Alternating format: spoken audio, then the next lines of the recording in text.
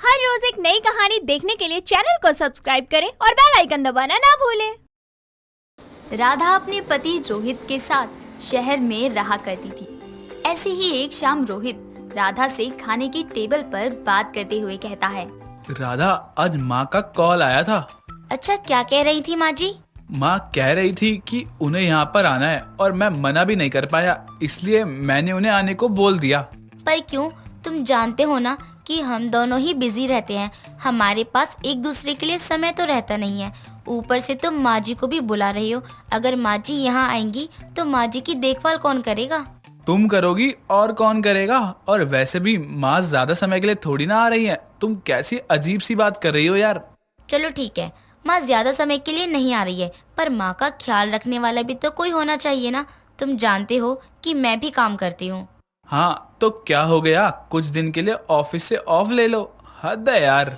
इस तरह से रोहित अब गुस्से में खाना छोड़कर वहाँ से अपने कमरे में चला जाता है। पर अपने पति को इस तरह गुस्से में देखकर राधा खुद से कहती है, अभी बुढ़िया आई भी नहीं है और मेरे घर में अभी से लड़ाइयाँ शुरू हो रही हैं। हाँ। राधा भी अब गुस्से में खाना छोड़कर सोने के लिए चली जाती है, जहाँ वो रोहित को खिड़की पर उदास खड़ा देखती है।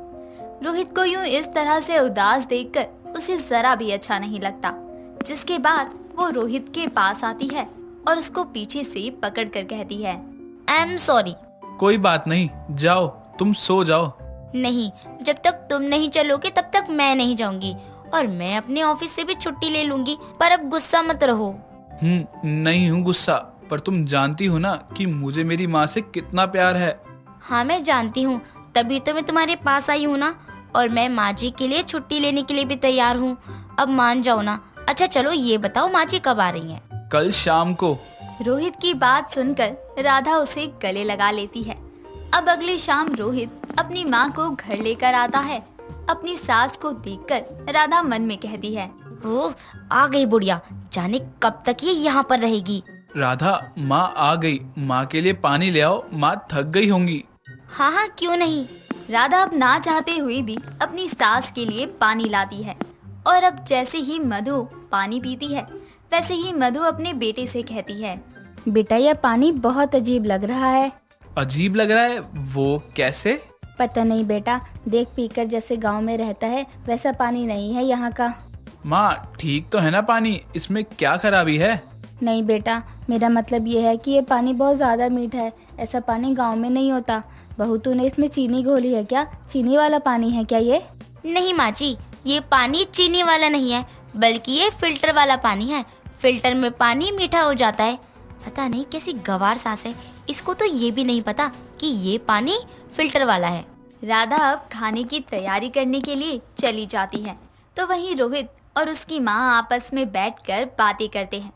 ऐसे ही समय गुजरता है और समय के साथ राधा की नफरत अपनी सास के प्रति बढ़ती ही जा रही थी। ऐसे ही देर रात रोहित अपने साथ बाहर से खाना लेकर घर आता है। उस खाने को देखकर मधु अपने बेटे से कहती है, बेटा ये क्या है? माँ, आज रोहित जी बाहर से खाना लेकर आए हैं, चलो चलकर खाते हैं। पर बहू मेरा तो पेट भरा हुआ है। पेट भरा हुआ है मतलब राधा ने तो खाना ही नहीं बनाया, तो आपका पेट कैसे भरा हुआ है? वो क्या है ना बेटा, मुझे जल्दी खाने की आदत है और मुझे भूख लग रही थी, बस इसलिए मैंने दिन का ही खाना खा लिया। तुम लोग खा लो आराम से। माँ, आपको दिन का खाना खाने की क्या ही जरूरत थी? बहू भूख लग रही थी तो बस इसलिए खा लिया। अच्छा कोई बात नहीं, अब आपने खा ही लिया है तो कोई बात नहीं, आप सो जाइए। राधा खाना निकालो, भूख लगी है। राधा का मुंह बन जाता है, पर वो उस समय कुछ नहीं कहती, और रोहित की बात सुनकर राधा अब खाना निकालती है और वो दोनों खाना खाने लगते हैं।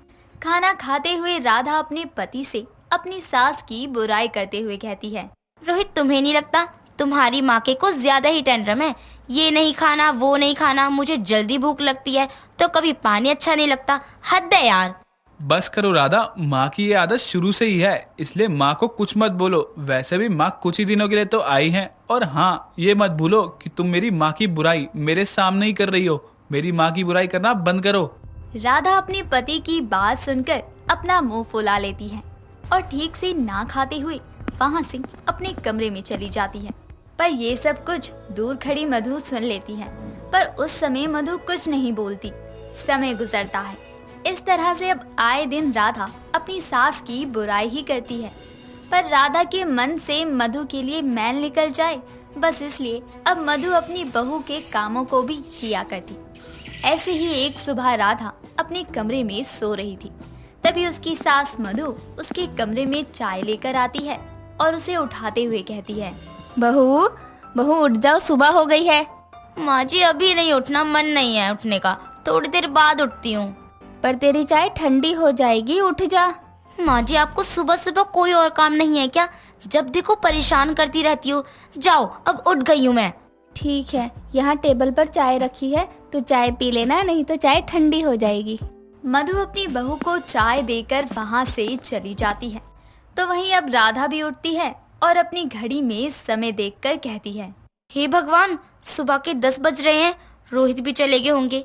पता नहीं उन्होंने खाना खाया भी होगा कि नहीं, क्योंकि इस बुढ़िया से तो कोई काम होने से रहा। ऐसा करती हूँ, जल्दी से नहाकर खाना बनाने चली जाती हूँ। राधा अब जल्दी से नहाने चली जाती है और थोड़ी देर बाद जब वो नहाकर रसोई में जाती है तो देखती है कि सारा खाना बना हुआ है। घर में सारा खाना बना देखकर राधा खुद से कहती है, खाना किसने बनाया? रोहित ने मेड रख लिया क्या? माँ जी, माँ जी। क्या हुआ राधा? रोहित ऑफिस चले गए, साथ ही खाना बना हुआ है, कोई मेड रखी हुई है क्या? नहीं नहीं, अभी नौकरानी की कोई जरूरत नहीं है बहू, तेरी सास में अभी जान है। वो अब भी अपने बेटे को खाना बनाकर इस घर का काम कर कर इस घर को संभाल सकती है। आप कहना क्या चाहती हैं कि मैं इस घर का काम नहीं करती, मैं इस घर को नहीं संभालती?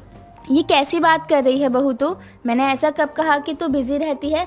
साथ ही आज तू लेट भी उठी, इसलिए मैंने घर का भी काम कर दिया और खाना बनाकर रोहित को दे भी दिया। बात तो बिल्कुल सही कह रही है बुढ़िया। खैर जो भी है, अभी इसको सॉरी बोल देती हूँ। कभी कभी तो इसके मन में घर का काम करने का ख्याल आता है। माँ जी आई एम सॉरी। पर वो क्यों? वो क्या है ना, आप इतना सोचती हैं हमारे बारे में, पर एक मैं हूँ कि हर बात को गलत ले जाती हूँ। कोई बात नहीं बहू, होता है कभी कभी, तो इतना मत सोच समझी। खैर तू यहाँ पास में बैठ, मैं तेरे लिए कुछ खाने को लाती हूँ। मधु अब रसोई में खाना लेने चली जाती है और थोड़ी देर बाद मधु अपनी बहू के लिए खाना लेकर आती है और उसे अपने हाथों से खिलाती है। ये देखकर राधा अपनी सास की तरफ देखकर सोचती है, माँ जी कितनी अच्छी हैं, और एक मैं हूँ जो अपनी सास की बुराई करते नहीं थकती। क्या हुआ बहू, तो ऐसे क्या सोचने लगी? कुछ नहीं माँ जी। अच्छा माँ जी, एक बार फिर से सॉरी। अब ये किस लिए? माँ जी आपको पता है आप बहुत अच्छी हैं, पर एक मैं हूँ जो आपकी बुराई करते नहीं थकती। हो सके तो मुझे माफ कर दो। ओफो बहू, तू भी पागल है बिल्कुल। अरे इतना तो चलता ही रहता है, अगर ये छोटी मोटी नोकझोंक नहीं होगी तो ये रिश्ता कैसे चलेगा? और हाँ, अगर तू मेरी बुराई कर भी रही है ना, तो इसमें कोई बड़ी बात नहीं है। आज तू मेरी बुराई कर रही है, कल को जब मैं अपने गांव जाऊंगी तब मैं भी तेरी बुराई अपनी पड़ोसनों से कर दूंगी, हिसाब बराबर। मैं जानती हूँ कि आप ऐसा कभी नहीं करेंगी, क्योंकि आप एक बहुत अच्छी सुलझी हुई सास हो। इतना बोलकर राधा अपनी सास को गले लगा लेती है। राधा को समझ आ जाता है कि उसकी सास कैसी है, बस इसलिए अब वो अपनी सास की देखभाल बिल्कुल अपनी माँ की तरह करती। दोस्तों, अगर आपको ये कहानी पसंद आई तो इसे लाइक करें, शेयर करें और कमेंट करके बताएं कि कहानी में आपको सबसे अच्छा क्या लगा।